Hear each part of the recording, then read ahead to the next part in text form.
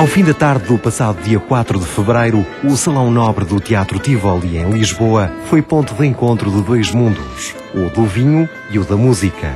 O mundo vitivinícola esteve representado por um produtor alentejano, a adega maior do grupo de Rui Naveiro, o homem dos cafés Delta.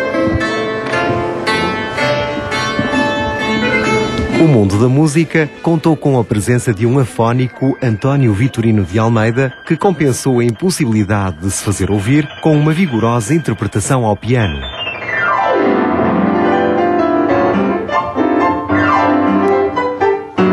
Do cantautor portuense Sérgio Godinho, que se revelou um acérrimo defensor do vinho a copo. Do crítico de jazz José Duarte, criador de famosos programas de rádio como o 5 Minutos de Jazz. Do homem da rádio e da TV, Álvaro Costa. E de Fernando Melo, um crítico de vinho e de comida que não consegue viver sem música. O pretexto do encontro foi o lançamento de dois novos vinhos, um branco de Antão Vaz, da colheita de 2010, e um tinto de Touriga Nacional de 2009, desenhados pelo enólogo Paulo Laureano.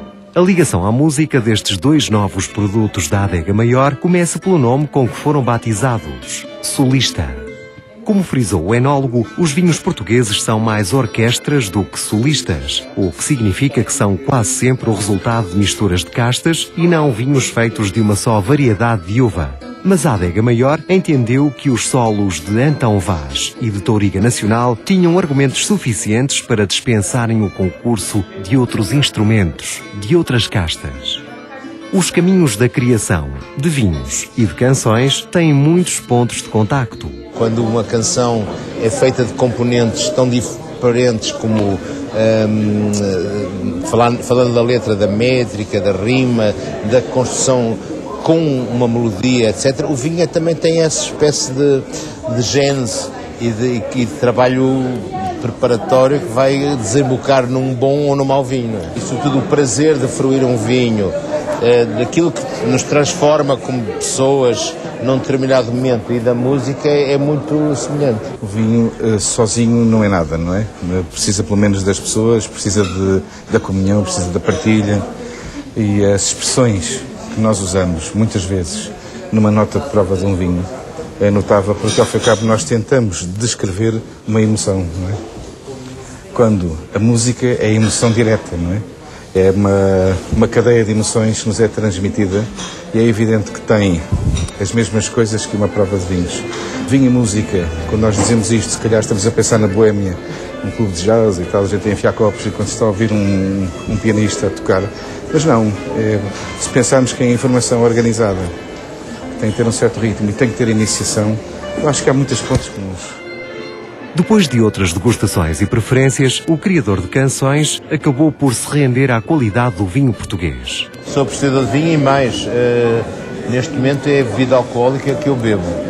Mas mais branco ou mais tinto? Tinto, absolutamente. Sou tinto. Mas realmente o vinho tinto é neste momento a minha bebida. Eu sempre gostei de vinho.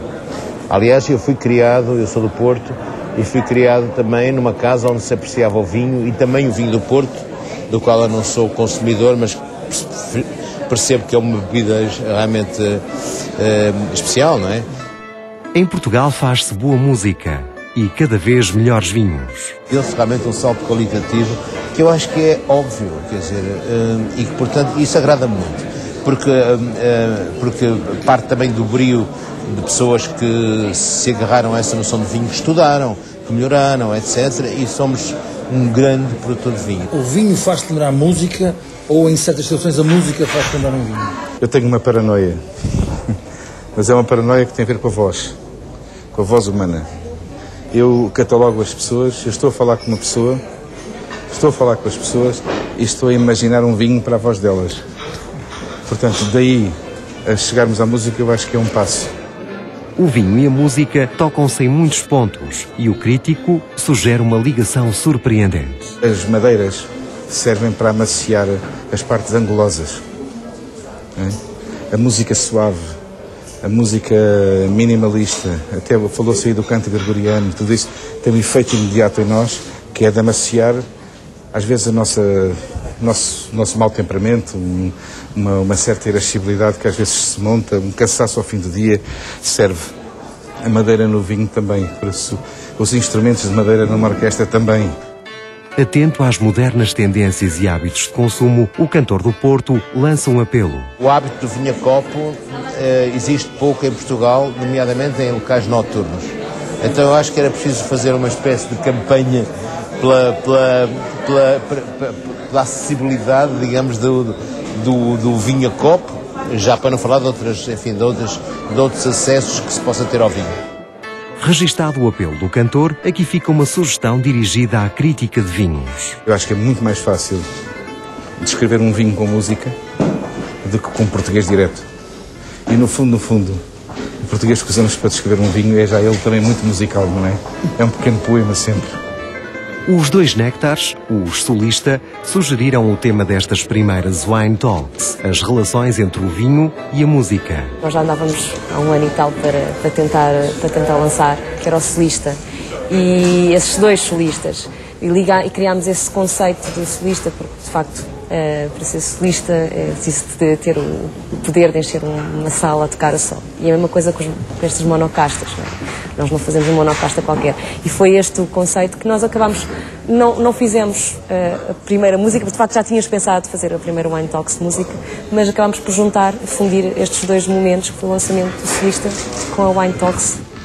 Carregado de história e de referências culturais, o vinho é um excelente pretexto para falar de quase tudo. Este era já um desejo antigo, quase destes nossos primeiros momentos havia uma vontade de querer fazer umas tertúlias à volta do vinho e com outras áreas do conhecimento. Porque de facto o vinho, eu acho que é das poucas bebidas que consegue fazer esta ligação. Nós e falámos aqui de outras bebidas durante a noite, mas nenhuma delas tem essa magia. Concluída a tertúlia vinícola com música, segue-se a frutuosa relação do vinho com as artes plásticas. O próximo, pelo menos está definido, que será com ligação com as artes plásticas e até com o design, mas aí vamos ter que arranjar uma outra forma de criar esta ligação de linguagem. Vinho extremo de Touriga Nacional, este Solista 2009 surge vestido de cor carmim muito escura. Sugere suaves aromas florais com destaque claro para a violeta, acompanhados por estimulantes notas de frutos silvestres, café e fumo. Acompanha bem pratos robustos e deve ser servido a 17 graus. A versão branca do Solista da Adega Maior, feito com base na casta Antão Vaz, tem cor amarela palha. O nariz divide-se entre as notas citrinas e os frutos tropicais, com sugestões de espargos e erva doce. Fresco e leve, é um branco alegre e direto, que deve ser consumido ainda jovem. Faz boa companhia a pratos de peixe simples ou marisco.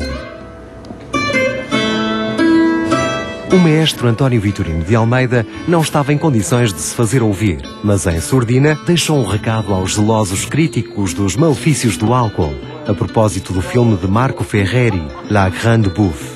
Em excesso, até o humilde e higiênico puré de batata pode matar.